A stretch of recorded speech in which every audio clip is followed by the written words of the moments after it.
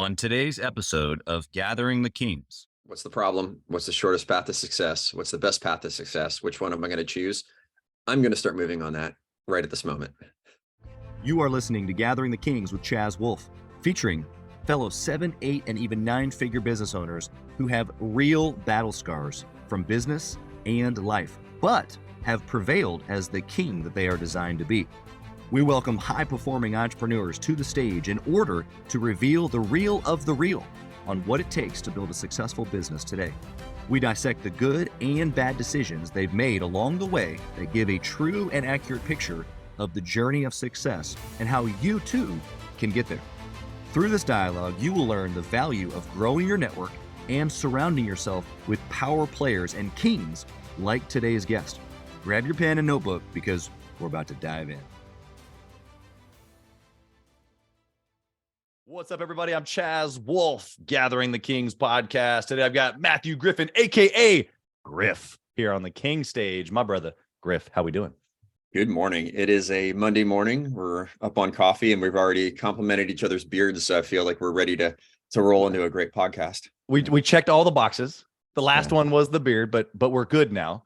So I appreciate that permission to take off in this conversation. Super excited for this conversation. I was telling you right off of air that obviously we're excited about all of our guests. We've got some incredible guests that come on the show, but this one particularly, Griff is well known inside of my team. He didn't even know this, but I've got a team member that was fanboying hard. So Jake, I'm putting you on Front Street here, but Jake was like, this is the guy. Like this and this all about Griff's story before I can even get Griff's story. So we're excited about sharing this story of success and all kinds of things that you're doing in the marketplace. So tell us what kind of business that you have. I run a clothing and footwear company. It's called Combat Flip-Flops, and we are a mission-based company. And we make stuff in war zones or post-war zones, and then we use our profits for philanthropic efforts. Love it. Combat Flip-Flops, bad for running, worse for fighting. Love it. I love it. Oh, snuck in the extra there too. Okay, so there's a lot going on with just the combination of combat and flip-flops. It's so confusing to everybody.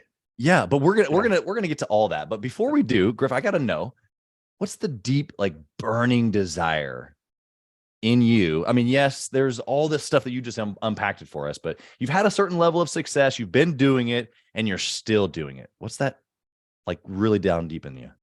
And you're a guy of faith, right? Yeah. Right. Yeah, we're put here for a purpose. That's right. If you listen to it, it will respond and answer so well. And I just listen a lot, and I've had amazing adventures all over the world and got to help people. And I've never gone hungry. I've never not had a roof over my head, and life's been hell of a blast. And I just feel like I've been driven to it, and I'm just going to keep going that way. It's been fun. Yeah. I like it. I hope that the listener is keenly listening like I am, because even just the short few minutes we've been on the call here, you've said things in like one or two sentences that have like 4 layers. Like even what you just said, there was faith, there was purpose, there was fun, adventure, like all of these things that I know now make up Griff. Like, have you always been like this, or has this been developed over the course of time? If you hear the stories about me from the people who have known me, they'll say I've been the same ever since I came out of the womb. But yeah, I've always just felt the need. I was really blessed, with where I grew up, and fortunately I was given a healthy body and got to go to a great school. And I just figure if I'm going to have these blessings, I might as well turn around and try to help as many people with them as I can. Yeah, I love that. Simple. Let's just go with what we've got. I love it. The principles taught to us are actually kind of simple, right? And they haven't improved on them in the past few thousand years. Yeah, it is. I think we've tried to improve on them, but actually it's sometimes if we take that stuff away, then we can get right to the meat of it. Wouldn't you agree? Agreed. Yeah. Okay. So tell us more. Combat and flip-flops. You said it's confusing. I want to know how the business started. How did you become an entrepreneur? Give us some of the backdrop. I've been really trying to like suck this short story down, but I'll just say, like, I got a book, right? It's on our website. You can buy it. It's called Rise of the Unarmed Forces. It tells the long and expletive-ridden story of everything. But the condensed version is I was an Army Ranger. I graduated from West Point in 2001, right into the war. Went into special operations, did a whole bunch of tours to Afghanistan and Iraq. And what I saw there was that we weren't curing the root cause of the problem. Yeah. We just weren't. And I was there to win. And if winning meant doing something other than using a rifle, then I will pick up that tool and use it. And I didn't know what it was in 2006, got out, took a job as a home builder, lost my job during the Great Recession in 2008. Right. And then I faked my way into a job for a company called Remote Medical International, in which we sold medical gear and equipment and clinics to people, government contractors and offshore research vessels all over the world. And I started bouncing around to war zones as this 29-year-old civilian guy with a backpack, and some hiking boots, and doing this job all over the world. And I wanted to stay safe. And if you go to these areas where the bombings occur are around military bases, embassies, and reporters. Yeah. And as long as you stay away from those 3 spots on the map, you're generally pretty safe. And you know where the areas that don't have bombings and problems? Those 3 areas? No, businesses. Oh, small business owners, right? Wherever there's businesses on the street and bustling traffic and everyday life, there are no security issues. I wouldn't say none, but sure. Everywhere I went, I was seeing businesses making the difference in the communities. And I thought to myself, as a civilian, why are we rolling, $20 million MRAPs down the street that aren't really doing anything for security? If we took that $20 million and invested it into the street, how much more secure would this area be? Right. And that was the thought that kept going through my head. And eventually I walked into a combat boot factory in Afghanistan.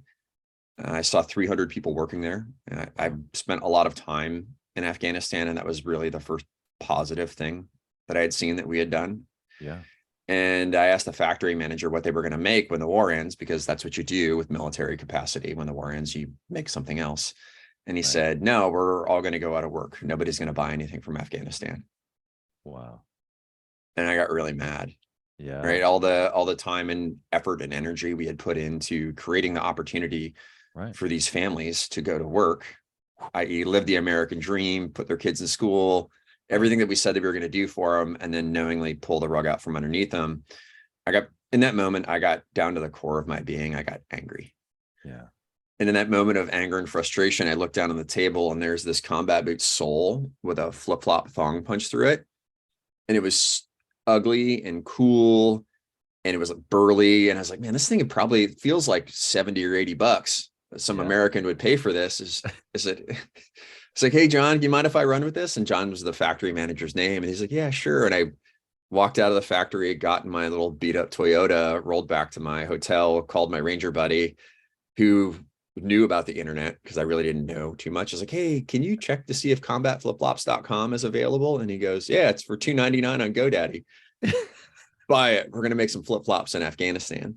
And then that's how the story began. And it's taken a very global and tumultuous series of events over the past decade. But I tell you what, like, we're still here. We're still putting people to work. We're growing our business like crazy right now. And in spite of all the haters who said we couldn't be done, we're just continuing to charge forward. And it's been great. It's been a really rad adventure. And we've got to work with truly heroic human beings over the last decade. Yeah. I love the, not only just the story, but the heroic human beings, and maybe not ones like unexpectedly, right? Like the ones that the families that are probably represented in that factory, like at least that's my perspective on a lot of businesses. Sometimes it's those people that are the heroes, or that have the hero story. And yeah, it's cool that you got to kind of come in and save the day, but I know that you see it, where it's them that get to be part of the mission. I don't think we don't save the day at all. And that's never the attitude. Right. It's just, you're cool, I'm cool. Let's make some cool stuff together. Yeah. And let's just see how that supports our families. That's cool. Right. And from the beginning, all the way down to the guys who make our rubber and the factories going down there, it's just people going to work. And if you're doing your best to take care of them, so that way they can survive, and you treat every business relationship in a positive way that way, with the intention of everywhere you go, you're fully present and you're contributing as much to that relationship in that moment as possible. Right. Beautiful things happen. Yeah, they do. I mean, it's funny because I went down to Colombia in 2019 when we were redoing our line, and we had done our first trip there in 2012, and walking through the factory door and just seeing it didn't register in my brain, because I still have our absolutely fearful photos of when my brother first found this manufacturer, and he was a super high-end footwear manufacturer in Colombia who, like a lot of us, like the other people, they lost it in 2008 as well. Got it. Everybody did. The whole world lost. And this guy had a crushing business, badass condo, family, and then he had to move to an industrial section of town and build an apartment above his factory so that way him and his family could keep going.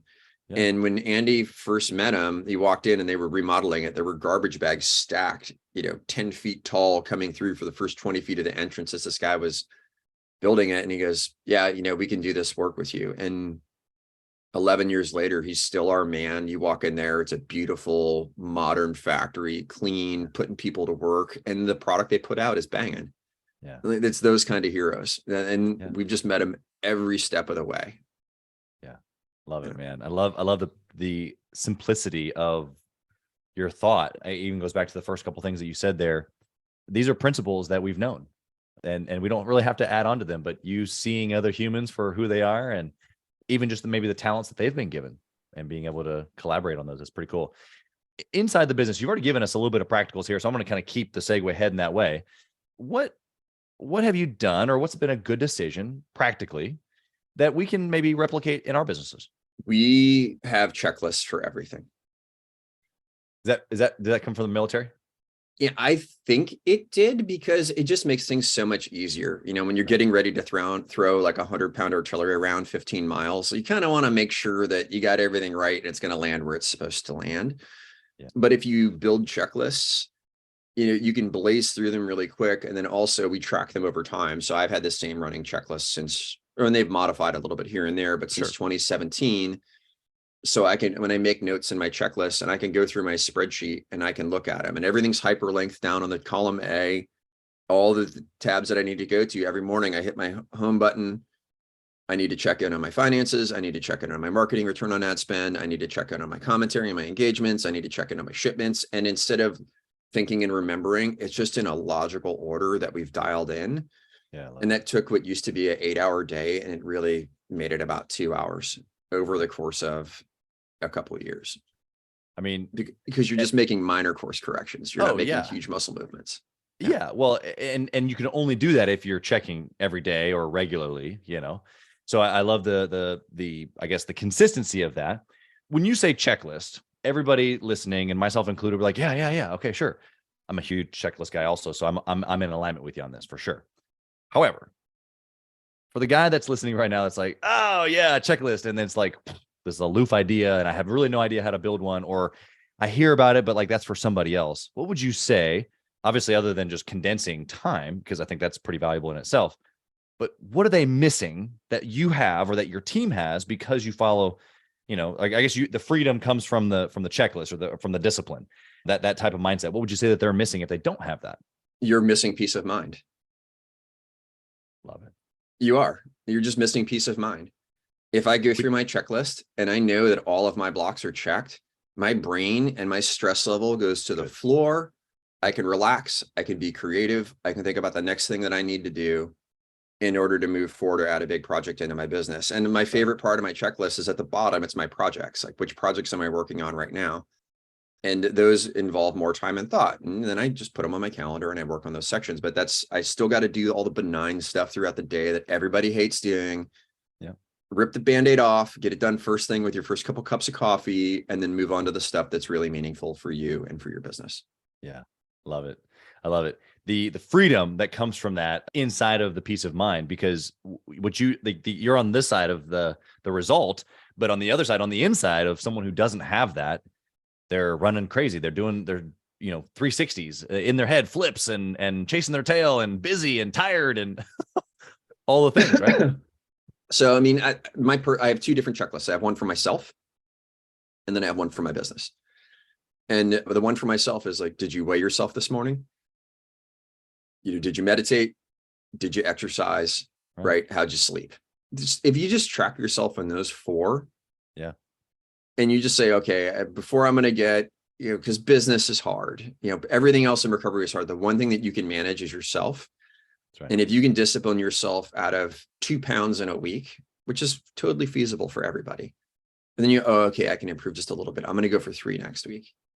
But when you start seeing it every day, you get that motivation when you're sitting down at night, getting ready to go to bed, you're like, oh man, I really want to have a snack. But you go like, no, I want to get that extra half a pound out tomorrow. And it's a mindset that you create. Yeah. Not only are you putting blocks on checklists, but we also enter like our key metrics in our checklists. And so I can see the patterns of when they go up and down. Yeah. And I'd say for your person, just if you're afraid of a checklist or do it, just literally have 4. I have a Google sheet. It's free. I'm sure everybody has a Gmail account, column A. Yep. Put 4 or 5 down there, do it for a month and see how you feel. It'll literally take you 2 minutes every morning. See if it works. Yeah, it's good.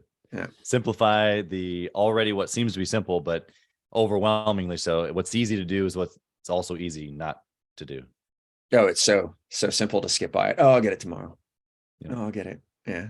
And it's also easier to go ahead and eat that snack late night if you don't have this thing like that's close to what you're thinking about.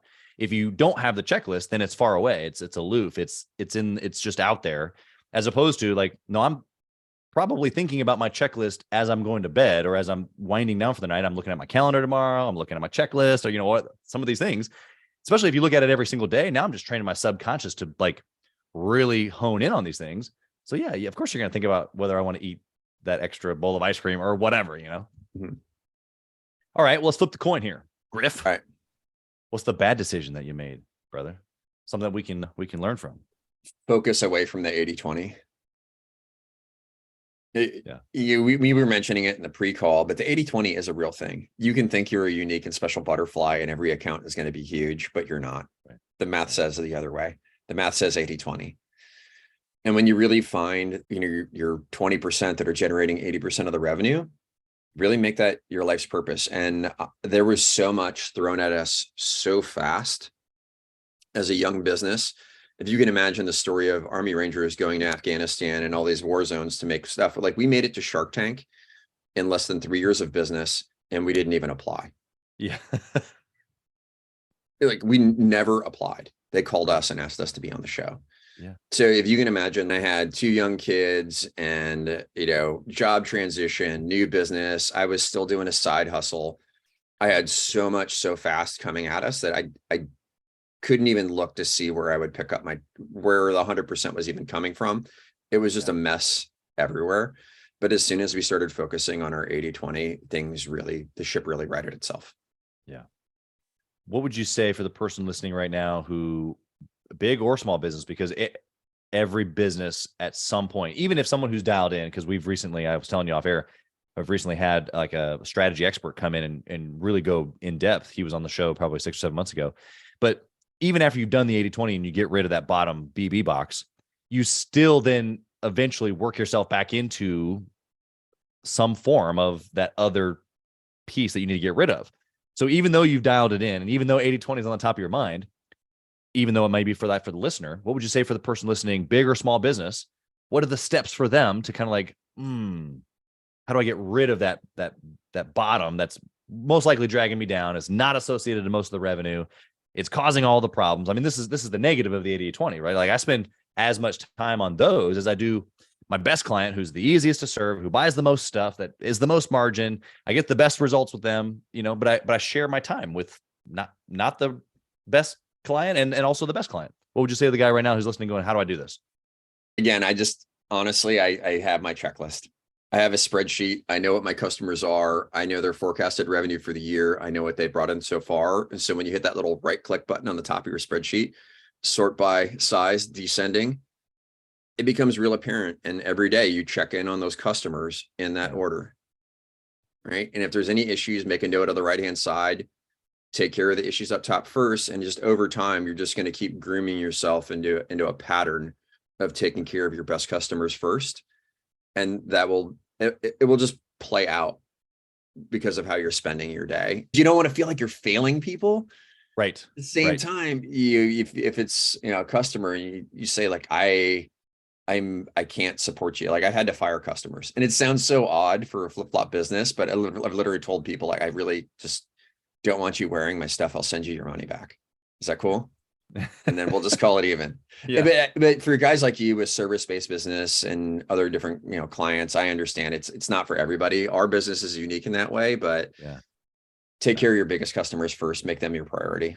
Yeah, you're 100% right. It goes across all industries. The question that I have for you, because you spent a good amount of like intentionality at the beginning of the show here, basically recognizing how you see people, right? Whether they're the heroes inside of the factories or the heroes that are, buying the stuff, that they're the AA client, whoever the people are, I think genuinely see people for who they are, especially based on your faith. So how with good measure, seeing people for who they really are, how can you still then decide to spend more time or better spent time with an AA client as opposed to a BB? It's not like, I guess what I'm prefacing here is you're going to get rid of the BB. It's not because you don't like them or you don't like, there's a disagreement. You don't want them to wear your stuff, but you want to press in on, you want to spend more time over here. Like there's that's what you just told me. Pay more attention to these people. Well, how do I do that? But see all people. So this is going to be a cold-hearted Army Ranger comment on this. Okay. And I'd never actually been able to articulate it until a guy wrote about it after I got out of the military.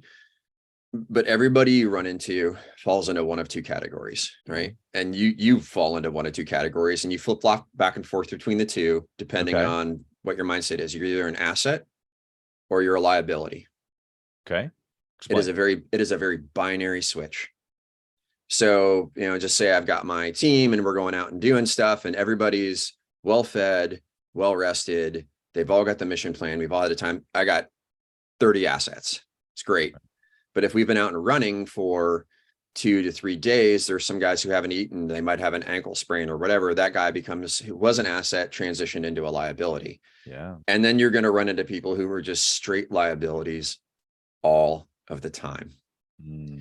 And when you start looking at that time that you're spending with now your A-level client as a liability to your A-level client, right? Then you start like, I'm really risking bigger business by interacting with these other things and just keeping that.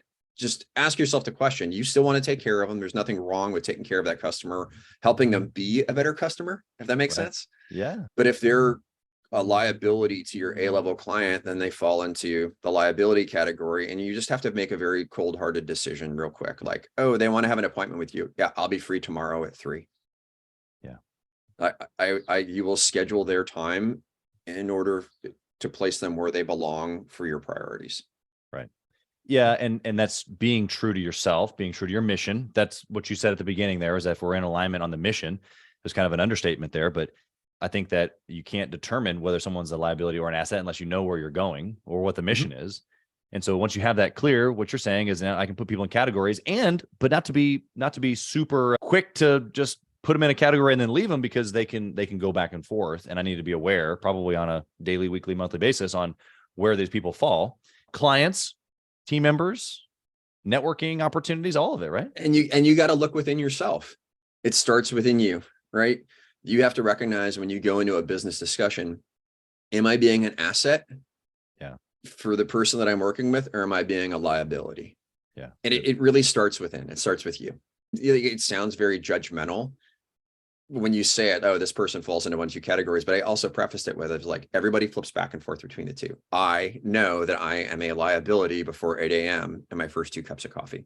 I am not to send any emails, right? Or hop on any social media, because I'm a liability at that point. And I recognize it within me, but I know like after my first 2 cups of coffee, after I got my checklist done, I'm not stressed out. I become more of an asset to do these things. So everybody goes back and forth. That's the number one rule, but you just have to assess where they're at right now, according to your mission and your plan. Yeah. And then make action based on where they are currently and what the mission is. Love that. What you kind of already maybe answered this question a little bit, but I want you to be able to just answer it fully. If a decision comes across your desk right now, today, after you've been through not only just all this military experience, but now business experience and success, is there a certain checklist that you have around making a good decision? Yeah. Mm-hmm. Yeah. The first is we're a mission-based company, so we have our mission statement, right? And the reason you create a mission statement is because if you or any of your employees are not within eyesight of any of your other employees or team members, and they need to make a decision, is that decision going to push them closer toward the mission statement or further away? And it's, again, binary. Make it simple for them. Is this going to get us further toward enabling the mindful consumer to manufacture peace through trade? Right? Is that the decision that's happening right now? If no, then you don't make it. It's fine. Move along. So it's just really simple. Like, And then the other one is it going to be fun? There's some things that just might not be best for business, but man, they're just good for morale. So good. That's good. Or looking at options of what could be good for business. One is fun and one is not. I mean, you pick the one that's fun naturally. Right. Yeah. You know, we've got one of our core values with Gathering the Kings, the kings bring levity, or kings are levity. And so it's, you know, a very serious thing a lot of times to be in charge, or to be a leader, or to be an entrepreneur, to be a dad, to be a husband, to be, you know, whatever, to be an Army Ranger. And so I think that there's a lot of weight that comes with the checklist and having, you know, responsibility for other people, especially if lives are at the stake, or family's income.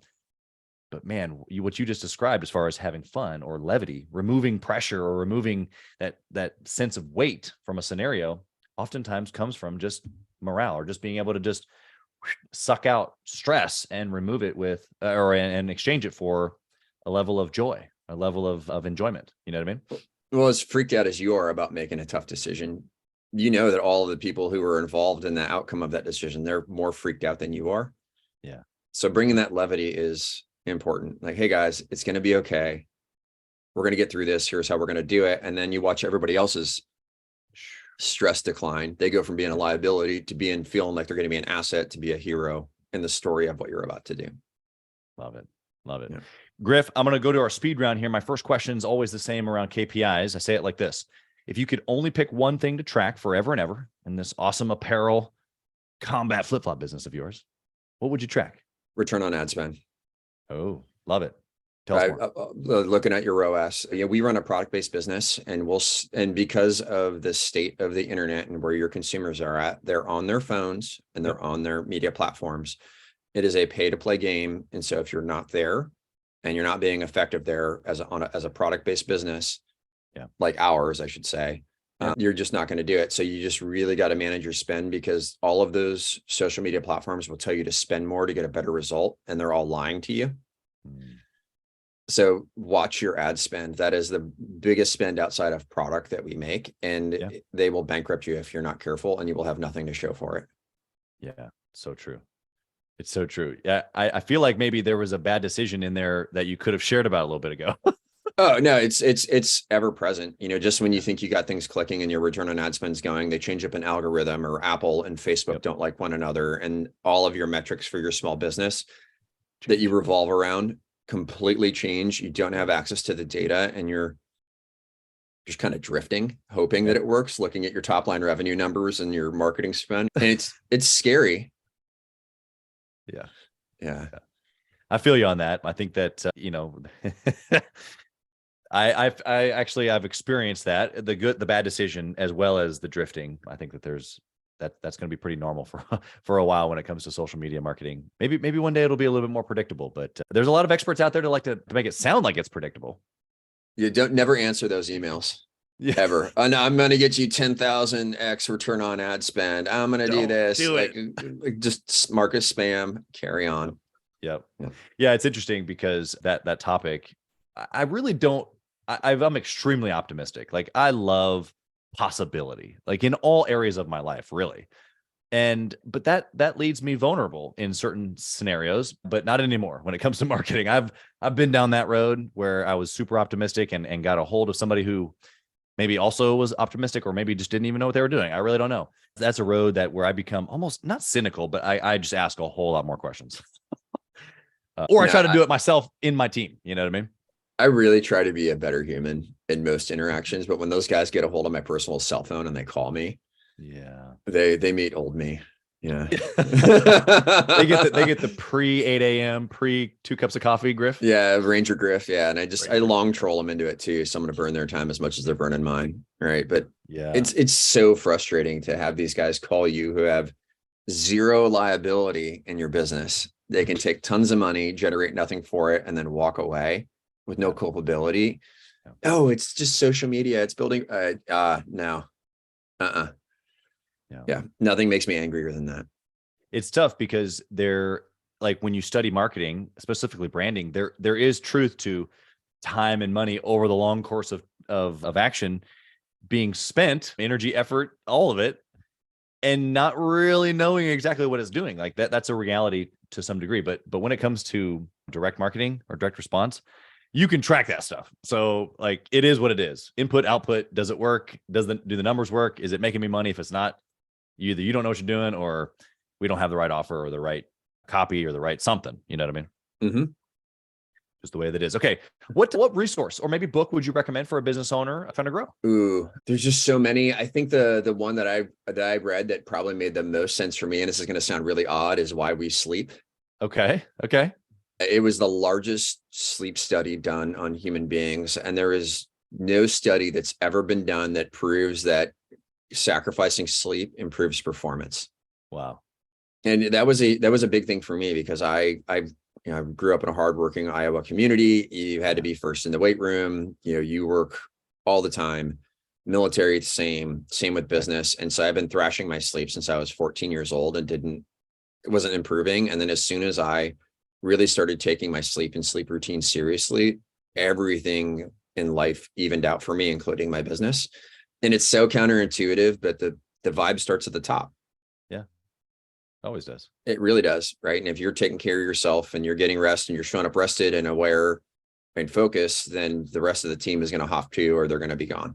Yeah. And that's the kind of people that you want around, is the people that are going to stay in that lane and continue to drive forward. Yeah. I think there's a distinction here that I hear you making, but I'm going to just hit it all the way home, because we both believe in like work, right? Like there's got to be work that needs to be done, disciplined effort. We choose hard when easy is available, but we choose hard because it's the long-term decision. That's not what we're talking about. What Griff's talking about is taking care of yourself, like being vigilant around the tool, which is your mind and your body. And so there are certain times where I don't get enough sleep, and there are certain times where I'm on it and it's a cadence and it's like, I feel great at the 8 hours or whatever the number is. I guess to say all that, because we're all different in our like our body makeup and our DNA makeup, as far as like what we actually need. What you're talking about is just taking care of yourself, like just generally, probably what you eat, how much you sleep, like paying attention to the cues that your body's giving you, like all these things. It's kind of all in one decision, right? Yeah. It's just interesting because I grew up with horrible eating habits. I grew up with horrible sleep habits. The only thing I did get, growing up was a good physical fitness routine, but that might have been the best because I was destroying myself the whole time. But really just living in your life, living in your body and living in your life like you're going to have to live in it for the rest of your life. Right. And resolve to doing so at a high level. Yeah. You don't need to be a gold medal athlete, but you need to be able to be mentally aware and focused for 12 to 14 hours a day if called upon to do so. Yeah. Yeah. It's not all the time.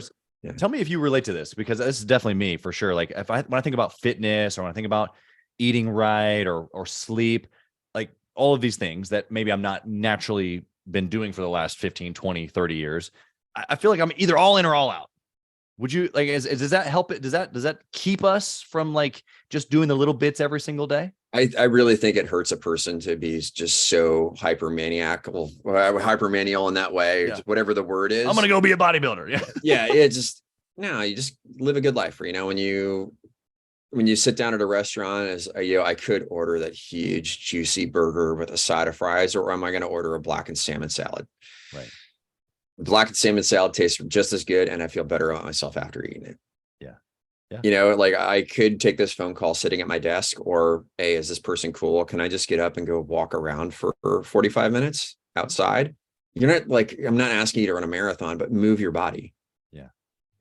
Things like that. It's just, you need to be able to make those just better, minute decisions throughout the day, right? That just maintain your physical fitness. Because as business owners and entrepreneurs, I don't have the time to spend to be hypermaniac athlete, mountain biker, big mountain skier like I used to aspire to, but I do want to go out in the mountain, and I do want to shred with my friends and family if I need to. So I make better decisions, and it really just starts with sleep and diet. Love it.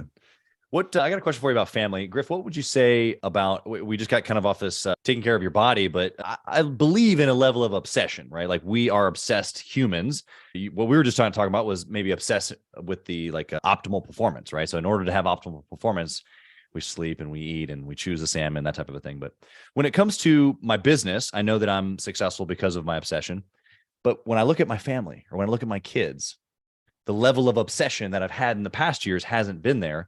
But when I started to apply obsession, it wasn't balance, it was obsession. what would you say are things that you've done to be able to be obsessed about your business and your family and all the other things that matter to you like that at the same time? So I think I probably didn't do so well with this when I first started, like most of us do. Like it's common, like just, you got to have a little bit of forgiveness and grace around yourself with that. That's right. Because starting a business is so scary, but as you start getting a hold of the bull and start managing it on a daily basis and get the pen around it, you can actually lock the padlock at night and go home and hang out with the family. And specifically, I think COVID was really the big one, is when it really like made that pivot and change, because we were just all hanging out together, and that quality time together really solidified the fact that I need to be on my checklist and I need to be on the big 80-20 tasks. So that way, when I put that stuff down at the end of the day, I'm going to go home and hang out with my daughters. I'm fully present and doing the best that I can to contribute to them. Yeah. Love that. What would you say for the person right now who definitely hasn't been able to lock the padlock and leave that obsession and press hard into the next obsession, family or kids or whatever? What would you say to that person getting to that level? They heard what you just said and they want to get there, but it's tough. It is tough, right? And you need to create those windows. Like, luckily, I'm super fortunate where I live. I can look at my daughter if I got a half an hour or 30 minutes between meetings or whatever, and she walks through the doors like, hey, you want to go get some frozen yogurt? And there's a frozen yogurt place right down the street from our house. But just the walk there, grabbing frozen yogurt, sitting down, checking in, and be like, all right, hey, I got to get back. I love you. Like, let me know what you like. And then, but just creating those micro moments. Yeah, I love it. If you can't get the full time that you want, really focus on creating those micro moments. And I remember my oldest daughter, when she started going to a private high school in Seattle, it's a half an hour one way. Yeah. And I would have to drop her off and pick her up every day. That's 2 hours out of my day. As an entrepreneur, that is dumbfounding. Yeah. I would trade my entrepreneurial time for those car rides any day. Yeah. That was the most valuable thing I ever did in my life. Yeah. So as scary as it seems to spend that time or to make that focus, you're never going to look back at it and have, buyer's remorse on it ever. Good. It's a good way to say it. Good way to say it. What would you say about intentionally networking or masterminding with other entrepreneurs? Your network is your net worth. Love that. Also, go back to the assets and liabilities. Yes. A lot of talkpreneurs, a lot of entrepreneurs, a handful of good entrepreneurs, and then there's businessmen. That's right. And then you just got to figure out, and again, not being judgmental, but I really have to be really focused with my time, where people fall in. Am I adding value to them? First question. Are they adding value to me? Second question. It has to be mutually beneficial. Yeah. Yeah. I was just reading in a book this past weekend, which I've known for a long time, that mutually beneficial part of a relationship. In fact, it's not actually even considered a relationship if it's not mutually benefiting. But I love the angle of showing up first with value, because how could you expect if you're not willing to give? And so I think that's step one, like you said. But step two is to be able to make sure that they're in the asset category, not the liability. Liability. Yeah. Because I've had some guys who are businessmen, but like when we hang out together, I become a liability. They become a liability. We all become liabilities. It's bad. Right. So I avoid it 100%, having it gone. Yep. Yeah. Yep. It's good. Yeah. It's good. It doesn't mean that you can't have fun in the asset category. It just means that the result looks a little different. Yeah, it's like I was just going to get physically hurt. Like the sports and the activities we were doing, like could have like really injured me. And I just like, you know what, guys, like I'm okay with this. Like I'm going to give this up. I'm going to go skydiving now. I'll see you guys later. Well, it's interesting that would be your distinction there. Like, wow, what were you doing that then skydiving was the safe option? So. It was just mountain biking up here. Like I've grown up racing. Because I'm an entrepreneur, I spend more time working instead of training, and my brain can ride faster than my body. And the third time I put myself in the emergency room, I had to give up my bikes and say, like, I'm not going to do that anymore. Yep. I'm going to go to something safer like skydiving. So I think we're going to probably have to quote that. I have to go to something safer like skydiving. These are the type of intense guys that I just love to be around. Like if I had not known anything else from the past 30 minutes of the show, I would want to hang with you. Now, I've never been skydiving, and I don't know if I really want to, but the intensity of that is what fires me up. So, people ask like, why do you do it? And I have a lot of my friends ask me it's like, as entrepreneurs, from the moment my eyes open, It's idea, concept, problem, idea. It's just here the whole time, and it's endless. You fill pages in a journal, stuff that you can't forget. You're adding stuff to your checklist. You're constantly making phone calls. It's to the point to where your headphones are in your ear and you hear the phone ringing. It doesn't really matter. You're going to answer whoever it is calling. You're going to take care of a problem, and it just goes on for weeks and months, and it just goes on. And it really feels like you don't get a break from it. And when I hop into that airplane, I can really only think about going out of the airplane, doing what I need to do and getting to the ground, and everything else shuts off. And I'm smiling and I'm happy for, an hour afterwards. So it's that big dopamine hit, I really think, is what we're all after. And I would encourage all guys, you got to find something, whether it's fly fishing or whatever, where you can just toss that stuff to the back and give yourself a mental reprieve.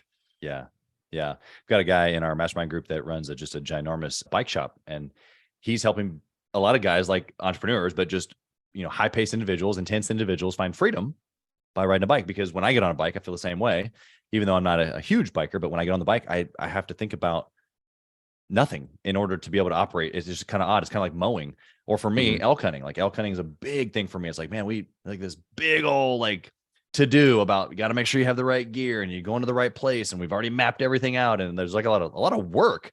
But when you get there, you got the weight on your back and you're hiking, and there's nothing else around you, and then the stars up above you at night, it's like, I'm not thinking about anything else, which is just an incredible feeling. Like you're talking about, it's like just a freedom, Yeah, I'm really stoked for this elk season. I had to skip the last 2 years, so I'm pumped. Can you say where you're going this year? I hunt in Western Washington. Okay. So archery, Western Washington. Yeah. I brought a black powder because the area where I hunt, I'm tired of taking down bulls. I'd really like to get a nice, tasty, young one. Yeah. And I haven't made the decision yet which weapon I'm going to use, but archery is the old go-to. Yeah. Love archery, elk hunting. I already know that you're about the journey, simply because number one, you're elk hunter, and number two, you're a bow elk hunter. Because it can't be about the prize. There's a lot more that goes into it than that. That's for sure.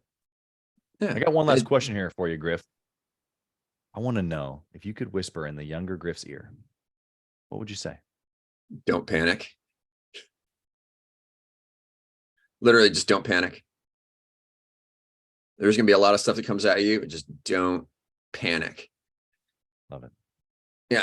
And it's, if I were, honestly just talking to 22-year-old Lieutenant Griff, right, before everything happened, there's been a lot of really crazy, hairy things that have happened in life.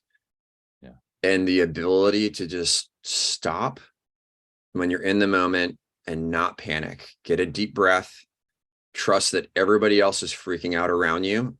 And if you're able to not panic, you're going to be able to make at least you're going to be able to make the best decision possible for you and those around you. So not panicking when something bad happens, you get hit with bad information, all of that comes where you feel like if you're in a business meeting and all of a sudden something happens and your stomach just goes into your, into your feet because just something bad so happens. Don't panic. Love it. I love it. I think that's a message that can be taken away for everybody listening, no matter how big or small their business is. I would even go as far as to say that it's those moments in a history, in a combined, how long can you not panic, which then builds a history of good decision-making over the course of a long period of time with your friends, family, business, team members, business associates, podcast guests, whatever. And it's you build a reputation of somebody who can make sound decisions. And it all started with you going that moment. What needs to be done here? Yeah. What's the problem? What's the shortest path to success? What's the best path to success? Which one am I going to choose? I'm going to start moving on that right at this moment. Yeah. And that's it. Yeah. It's good. It's good, man. It's, I think I've said it 3 times already, but it's simple, but it's so profound. Yeah. I think that most, there's a couple different things that I think about when keeping it simple, but you guys all remember taking the ACTs or the SATs? Oh yeah. Okay. In the English, they have multiple choice. Yeah. All right. And if they said, if you don't know which one it is, which is the correct answer, which one is it? C. It's always C. No, it's always the shortest one. Always the shortest one. Interesting. The least amount possible, right? Perfection in design is when you can take nothing more away. Interesting. You know, the parables that we started off talking about or referencing, they're pretty short. Yep. You really can't take anything away from them. And a lot of people have tried to add stuff to them, but they haven't improved upon them. Right. So really focusing on those simple principles, your 80-20, what are the best things that move you forward? Do that. Yeah. Griff, you've been profound, honestly, but probably, just another layer of not only encouragement, but truth out there. So for entrepreneurs across listening here, I hope that you've enjoyed this. But Griff, how can we find your product? First off, tell us where to go, because we need combat flip-flops and all the other things that you have. And then how can we find you individually? So everything is at combatflipflops.com. All right. The Instagram, Facebook, social media, everything's at Combat Flip-Flops. What else are we going to find there besides flip-flops? You're going to find flip-flops, shoes, Be a Better Human apparel, jewelry made from landmines. We make some scarves in Afghanistan, sandals. It's a fun company, right? And we have a lifetime warranty. So if you buy our stuff, I promise it's good. If it falls apart, I will take personal offense to it and replace it for you. Yeah. Awesome. And then if you want to follow me personally, it's Instagram, combatflipflops.griff, Griff. And that's how you get a hold of me. It's pretty simple. Love it. Griff, you've been incredible. I just am thankful to get to know you. And then, of course, with my team fanboying on you, hopefully we'll be able to do some cool stuff together. I love the way that you said that. Are you a good person? Am I a good person? Do we get to do cool stuff together? Well, I sure do hope so. And I hope the listeners got as much out of this interview as I did. Blessings to you, your family, your business, all the people that you're touching all across the world. Thanks for being here, Griff. Thanks, guys. Bye. Thank you for listening to Gathering the Kings today. I hope that you were able to pull out a few nuggets to go apply into your business right away. More importantly, though, I hope that you're realizing that it takes more to be successful than just being by yourself, doing it all on your own, carrying the weight all by yourself. What I have realized, not only in my own journey from multiple businesses and multiple different industries, and now interviewing literally over 200 or 300 other very successful 7, 8, and 9-figure business owners, is that it's tough to do it alone. And so Gathering the Kings literally exists to bring together successful entrepreneurs. In fact, we are putting together 1,000 kings, specifically who are grateful but not done. We're intentionally assembling kings who fight tooth and nail for their business, family, and communities. And here's what we believe, that in the pursuit of excellence in those areas, that it ignites within us the responsibility to govern power and forge a lasting legacy. So if that relates and resonates with you, and you know that you need people around you, sharp, qualified, other very successful business owners, I want you to go to gatheringthekings.com. I want you to take a look at what we're doing and see if it makes sense for you to be part of our pursuit to 1,000 kings. Talk soon.